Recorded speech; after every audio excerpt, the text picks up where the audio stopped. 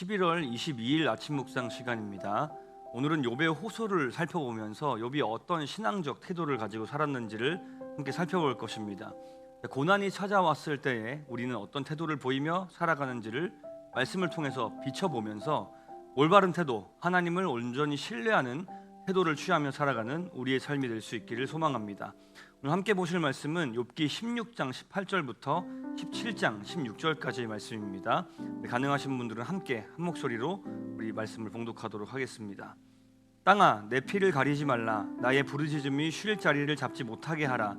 지금 나의 증인이 하늘에 계시고 나의 중보자가 높은 데 계시니라. 나의 친구는 나를 조롱하고 내 눈은 하나님을 향하여 눈물을 흘리니 사람과 하나님 사이에와 인자와 그 이웃 사이에 중재하시기를 원하노니 수년이 지나면 나는 돌아오지 못할 길로 갈 것임이니라. 나의 기운이 쇠하였으며 나의 날이 다하였고 무덤이 나를 위하여 준비되었구나.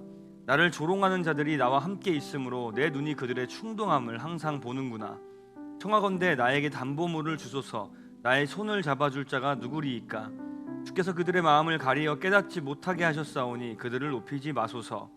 보상을 얻으려고 친구를 비난하는 자는 그의 자손들의 눈이 멀게 되리라. 하나님이 나를 백성의 속담거리가 되게 하시니 그들이 내 얼굴에 침을 뱉는구나. 내 눈은 근심 때문에 어두워지고 나의 온 지체는 그림자 같구나. 정직한 자는 이로 말미암아 놀라고 죄 없는 자는 경건하지 못한 자 때문에 분을 내나니 그러므로 의인은 그 길을 꾸준히 가고 손이 깨끗한 자는 점점 힘을 얻느니라. 너희는 모두 다시 올지니라. 내가 너희 중에서 지혜자를 찾을 수 없느니라. 나의 날이 지나갔고 내 계획, 내 마음의 소원이 다 끊어졌구나. 그들은 밤으로 낮을 삼고 빛 앞에서 어둠이 가깝다 하는구나. 내가 수월이 내 집이 되기를 희망하여 내 침상을 흑암에 펴놓음에 무덤에게 너는 내 아버지라 구더기에게 너는 내 어머니 내 자매라 할지라도 나의 희망이 어디 있으며 나의 희망을 누가 보겠느냐. 우리가 흙 속에서 쉴 때에는 희망이 수월의 문으로 내려갈 뿐이니라. 아멘. 자, 오늘은 앞서 말씀드린 것처럼 욥의 호소, 욥의 절규가 등장하는 본문입니다. 욥은 자신의 호소가 하늘에 닿기를 간절히 바라면서 외치고 있습니다. 18절에는 땅과 피라는 단어가 등장하는데요. 이는 인류사에 굉장히 오래전에 있었던 한 사건을 떠올리게 합니다. 바로 가인의 손에 의해 아벨이 억울하게 죽임을 당하게 된 사건입니다. 아벨의 핏소리가 땅에서 하나님께 호소했던 것과 같이 자신의 억울한 상황, 친구들의 조언을 가장한 그 조롱과도 같은 말들로 인해 괴로워하고 있는 이 상황을 하나님께 호소하는데 이것이 부디 하나님께 닿기를 바라는 마음을 안고 외치기 시작하는 것이죠. 욥은 자신이 고통 중에 있음에도 불구하고 한 가지 확신을 갖고 있었습니다.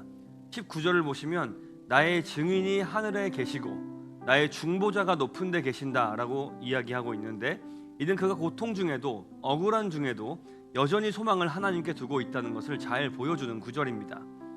이어서 구절들을 쭉 살펴보시면 친구들이 나를 조롱하고 그 와중에 자신은 하나님을 향해 눈물을 흘리고 그 와중에 중재자가 좀 있으면 좋겠다라고 바라는데 현실적으로 이 중재자는 나타나지 않는 상황에서 이 문제가 결국 자신이 얼마 지나지 않아서 수년이 지나면 죽게 될 것이고 하나님을 대면하면 그때가 되어서야 이 모든 억울함들에 대해서 이야기할 수 있게 되지 않을까 하면서 현실에 대해서 절규하고 있습니다.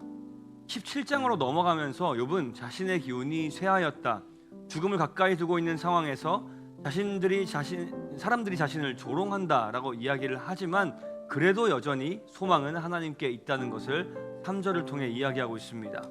하나님 앞에 자신의 손을 잡아달라고 욥 자신의 무죄를 믿어주고 지지해 줄 분은 하나님 한 분뿐이시다라고 고백합니다. 그 믿음과 확신 안에서 욥은 자신을 향해 정죄하였던 친구들의 모습이 잘못된 것이었음을 이 재밌는 표현을 통하여서 비판하면서 올바른 모습이 무엇인지를 가르쳐주고자 합니다. 6절을 보면 하나님이 나를 백성의 속담거리가 되게 하신다라고 이야기하는데요. 이는 하나님께서 욥이 받고 있는 이 까닭없는 고난을 통해서 욥과 같은 상황 그리고 그 상황에 처한 사람들을 어떻게 대해야 할지를 이 사람들에게 깨닫게 하시고자 하는 것이라고 하면서 몇 가지 이야기를 던집니다. 6절 하반절을 보시면 첫 번째로 그들이 내 얼굴에 침을 뱉는다라고 이야기를 합니다.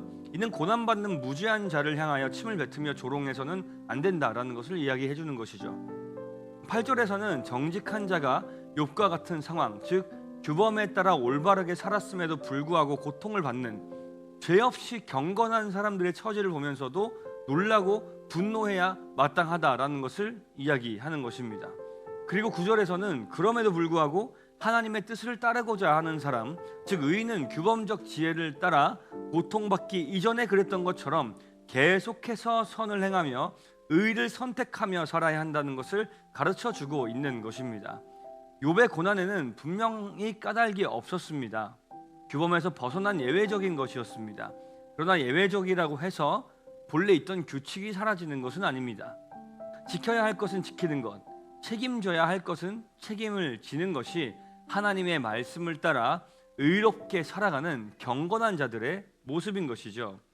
그런데 11절 이하에서는 그렇게 열심히 의를 행하면서 흔들리지 않는 삶을 사는 것이 마땅하다라는 것을 고백한 그 욥이 죽음에 대한 언급을 통해 다시 자신의 절망스러운 상황을 설명하기 시작합니다. 자신의 날이 다 지나갔다고, 마음의 소원이 다 끊어졌다고, 마지막에는 나의 희망이 어디 있으며 나의 희망을 누가 보겠느냐며 희망이 수월의 문, 무덤으로 내려가는 것밖에는 없다. 나에게 희망은 죽음밖에 없다 라고 이야기하면서 17장이 마무리됩니다. 결국엔 절망적으로 끝나는 것 같아 보이지만 다행히도 욥기는 17장에서 끝나진 않습니다. 우리가 앞으로 읽어나갈 이후의 내용들에서는 여전히 많은 시름과 고통들이 있지만 하나님께서 욥에게 말씀하시고 욥은 하나님이 어떤 분이신지를 이전보다 더 선명하게 깨닫게 되고 오늘 본문에서와 같이 욥이 말한 바와 같이 의를 따르는 삶을 포기하지 않고 살아가게 됩니다. 욥의 삶은 믿음의 여정을 걸어가기 위해 애쓰는 성도들의 삶과 많이 닮아 있습니다. 우리도 욥과 같이 믿음의 정도를 따라서 살아가나 의롭게 살아갔을 때에 마땅히 찾아왔으면 좋겠다 하는 그 결과들을 만나지 못할 때가 어쩌면 만날 때보다도 더 많은지 모르겠습니다. 그러나 그 와중에도 하나님의 신실하심을, 하나님의 선하심을 생각하며 이해할 수 없는 일들이 펼쳐지고 있는 상황 속에서도 이전과 같이 의의 길을 걸어가는 일을 포기하지 않았던 욥의 삶을 생각해보면서 우리도 그와 같이 살아갈 수 있기를 간절히 소망합니다. 이 땅에서 우리가 확실한 해답을 얻지 못한다고 하더라도 어느 날 인생의 여정 속에서 혹은 우리의 인생의 끝에서 사필 규정이라는 말이 틀리지 않음을 우리는 확실히 알게 될 것입니다. 욥과 같이 수많은 시인들과 같이 우리의 아픔과 고뇌는 그것을 겪는 그때마다 하나님 앞에 나아가서 아뢰고 털어놓으면서 또 하나님의 선하심을 또 의지하면서 함께 그렇게 살아갈 수 있는 우리 모두가 될 수 있기를 소망합니다. 하나님의 선하심, 하나님의 의로우심을 믿고 그 믿음 안에 살아가는 우리 모두가 될 수 있기를 간절히 소망합니다. 함께 기도하겠습니다. 살아계신 하나님, 하나님의 선하심을 기억합니다. 하나님의 의로우심을 기억합니다. 그런 하나님을 신뢰합니다. 변하지 않는 사랑으로 역사하시는 하나님을 우리가 믿고 이해되지 않는 상황 속에서도 말씀에 따라 순종하며 살아가는 여정을 멈추지 않는 우리가 될 수 있도록 하나님을 향한 믿음과 사랑을 우리들에게 충만하게 허락하여 주시옵소서. 감사드리며 예수님의 이름으로 기도합니다. 아멘.